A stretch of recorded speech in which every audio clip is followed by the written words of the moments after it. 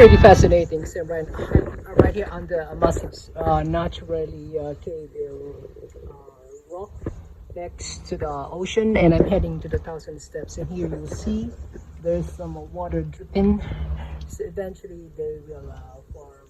Actually, they started forming kind of like a stalactites, right? Yep. Eventually, this will become like those cave-like formations. So the stalactites. And eventually, they're gonna be stalagmites here. But this is not a cave. This is just a massive, right? What do you call this? Oh, there's another one here. Look at that. It's interesting, right? So this is a natural wonder here, right?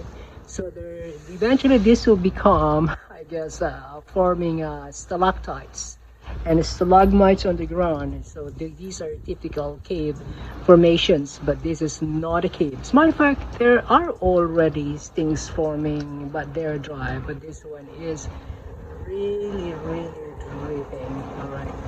Yep. So this is a very interesting geological scenario here, natural by the bay. And here is this is in Bonaire, and I am heading to the Thousand Steps. It's about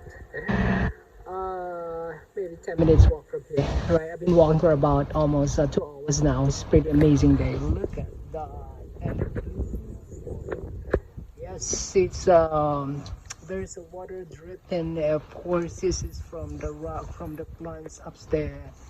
Fascinating. Again, so this is just like in a cave. You got that stalactites, stalagmites, and eventually they're gonna be like stalactites, and then eventually they're gonna be stalagmites. The way I remember the two words is that stalactites is G ground, and then stalagmites C it's ceiling, the roof. All right, bye for now.